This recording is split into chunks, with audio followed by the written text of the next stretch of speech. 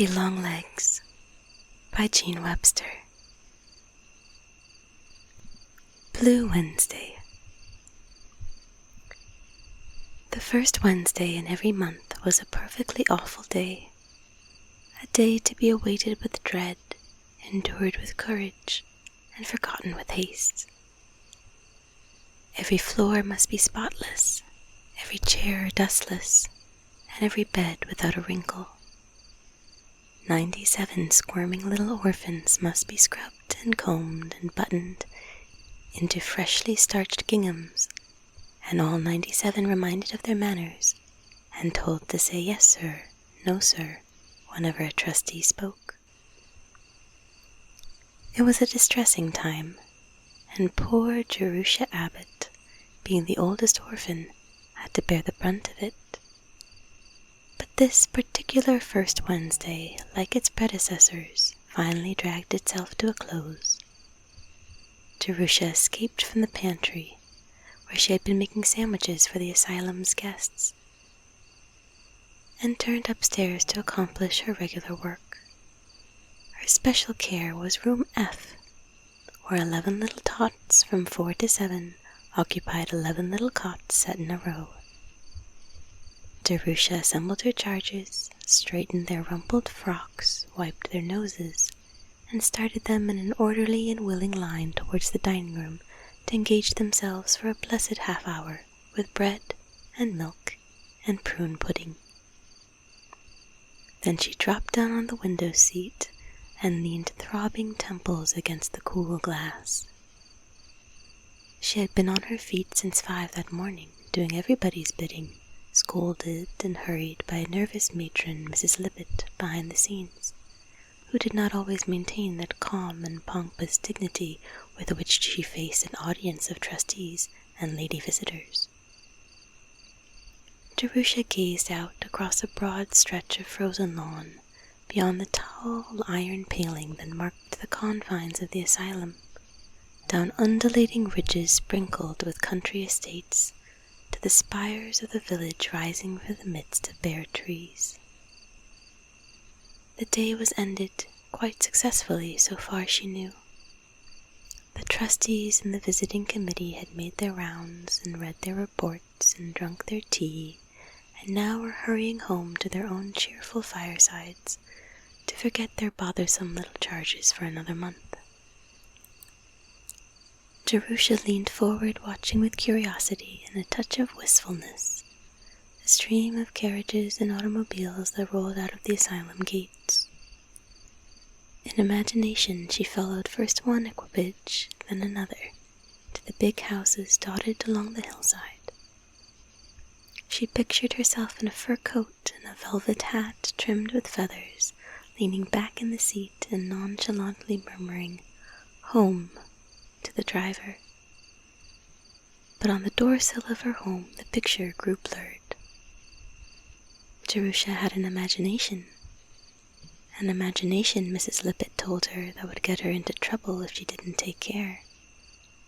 But keen as it was, it could not carry her beyond the front porch of the houses she would enter. Poor, eager, adventurous little Jerusha, in all her 17 years, had never stepped inside an ordinary house. She could not picture the daily routine of those other human beings who carried on their lives undiscommoded by orphans. "Jerusha Abbot, you are wanted in the office, and I think you'd better hurry up." Tommy Dillon, who had joined the choir, came singing up the stairs and down the corridor, his chant growing louder as he approached room F. Jerusha wrenched herself from the window and refaced the troubles of life. "Who wants me?" she cut into Tommy's chant, with a note of sharp anxiety. "Mrs. Lippett in the office, and I think she's mad." "Amen," Tommy piously intoned, but his accent was not entirely malicious. Even the most hardened little orphan felt sympathy for an erring sister who was summoned to the office to face an annoyed matron. And Tommy liked Jerusha, even if she did sometimes jerk him by the arm and nearly scrub his nose off. Jerusha went without comment, but with 2 parallel lines on her brow. What could have gone wrong, she wondered. Were the sandwiches not thin enough? Were there shells in the nut cake? Had a lady visitor seen the hole in Susie Hawthorne's stocking? Had, oh horrors, one of the cherubic little babes in her own room sassed a trustee? The long lower hall had not been lighted, and as she came downstairs, the last trustee stood on the point of departure in the open door that led to the porte cochere. Jerusha caught only a fleeting impression of the man, and the impression consisted entirely of tallness. He was waving his arm towards an automobile waiting in the curved drive. As it sprang into motion and approached head-on for an instant, the glaring headlights threw his shadow sharply against the wall inside. The shadow pictured grotesquely elongated legs and arms that ran along the floor and up the wall of the corridor. It looked, for all the world, like a huge, wavering daddy-long-legs. Jerusha's anxious frown gave place to quick laughter.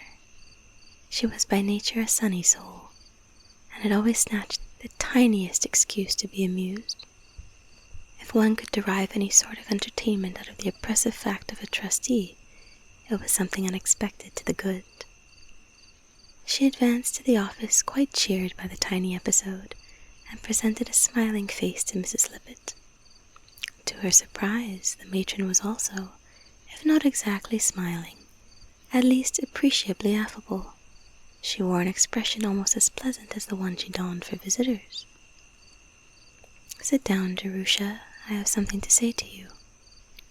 Jerusha dropped into the nearest chair and waited with a touch of breathlessness. An automobile flashed past the window. Mrs. Lippett glanced after it. "Did you notice the gentleman who has just gone?" "I saw his bag. He is one of our most affluential trustees and has given large sums of money towards the asylum's support. I am not at liberty to mention his name.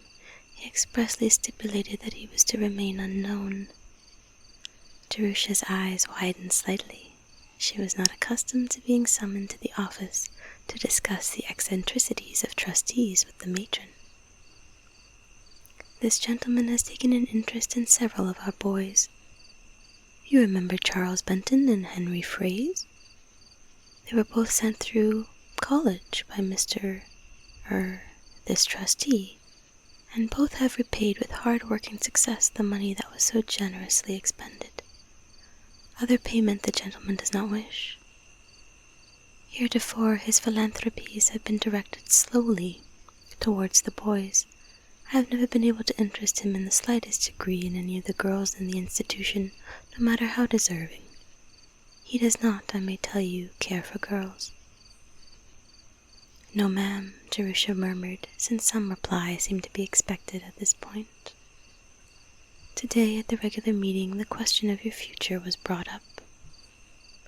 Mrs. Lippett allowed a moment of silence to fall, then resumed in a slow, placid manner, extremely trying to her hearer's sudden tightened nerves.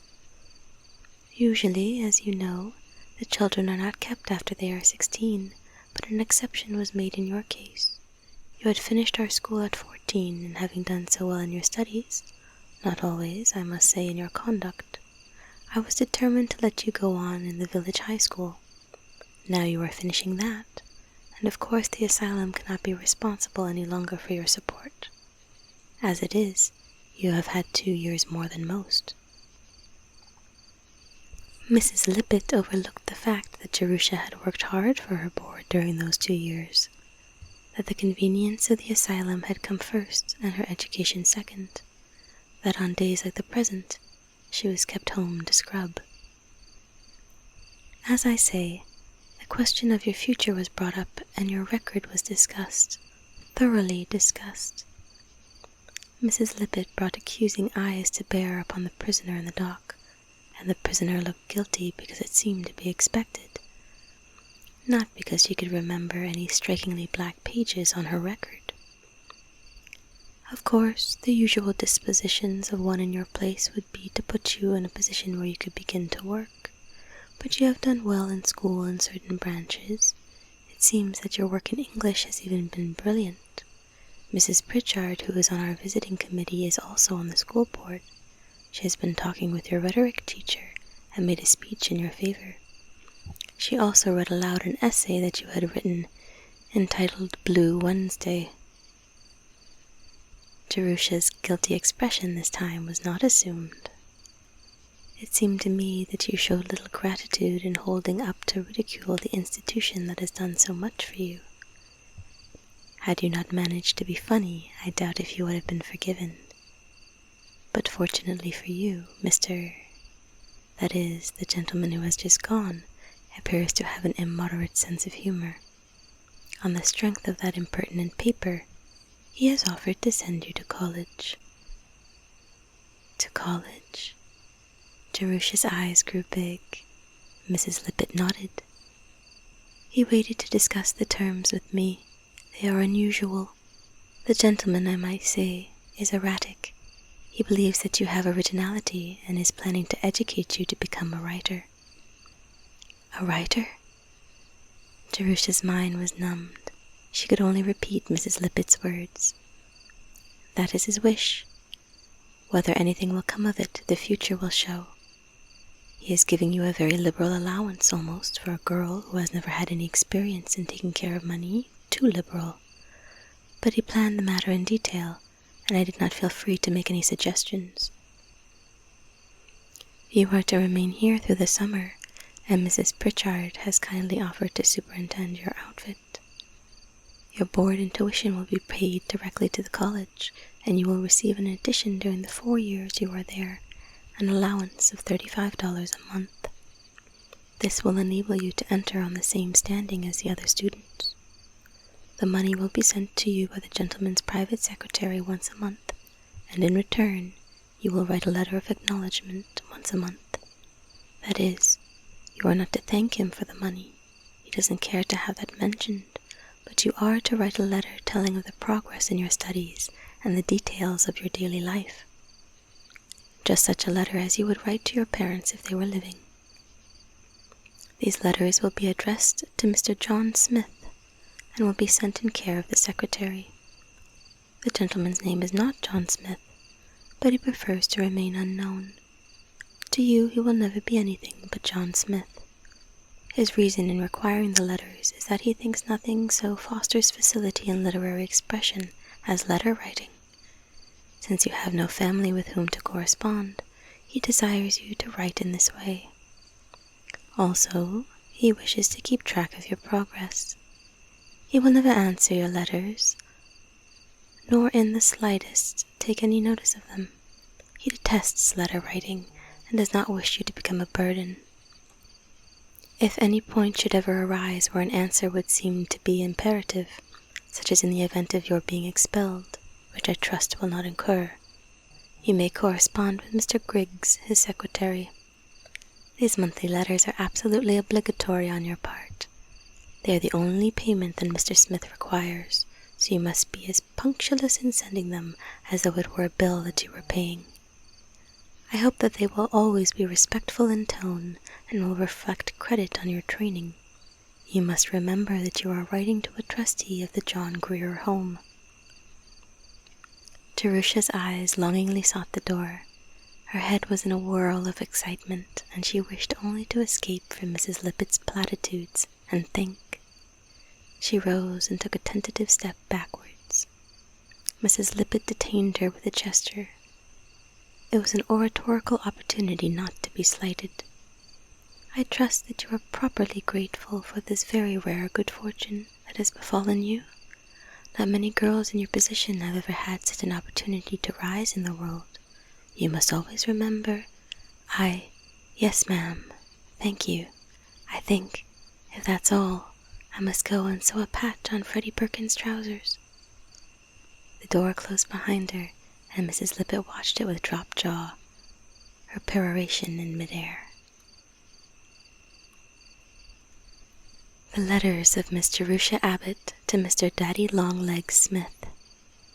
215 Ferguson Hall, September 24th. Dear kind trustee who sends orphans to college, here I am. I traveled yesterday for 4 hours in a train. It's a funny sensation, isn't it? I never rode in one before. College is the biggest, most bewildering place. I get lost whenever I leave my room. I will write you a description later when I'm feeling less muddled. Also, I will tell you about my lessons. Classes don't begin until Monday morning and this is Saturday night, but I wanted to write a letter first, just to get acquainted. It seems queer to be writing letters to somebody you don't know. It seems queer for me to be writing letters at all. I've never written more than 3 or 4 in my life, so please overlook it if these are not a model kind. Before leaving yesterday morning, Mrs. Lippett and I had a very serious talk. She told me how to behave all the rest of my life, and especially how to behave towards the kind gentleman who is doing so much for me. I must take care to be very respectful. But how can one be very respectful to a person who wishes to be called John Smith? Why couldn't you have picked out a name with a little personality? I might as well write letters to Dear Hitching Post or Dear Clothes Pole. I have been thinking about you a great deal this summer. Having somebody take an interest in me after all these years makes me feel as though I had found a sort of family. It seems as though I belong to somebody now, and it's a very comfortable sensation. I must say, however, that when I think about you, my imagination has very little to work upon. There are just 3 things that I know. 1, you are tall. 2, you are rich. 3, you hate girls. I suppose I might call you Dear Mr. Girl Hater, only that's sort of insulting to me. Or Dear Mr. Rich Man, but that's insulting to you, as though money were the only important thing about you. Besides, being rich is such a very external quality. Maybe you won't stay rich all your life. Lots of very clever men get smashed up in Wall Street. But at least you will stay tall all your life. So I've decided to call you Dear Daddy Longlegs. I hope you won't mind. It's just a private pet name. We won't tell Mrs. Lippett. The 10 o'clock bell is going to ring in 2 minutes. Our day is divided into sections by bells. We eat and sleep and study by bells. It's very enlivening. I feel like a fire horse all of the time. There it goes. Lights out. Good night. Observe with what precision I obey rules, due to my training in the John Grier home. Yours, most respectfully, Jerusha Abbot.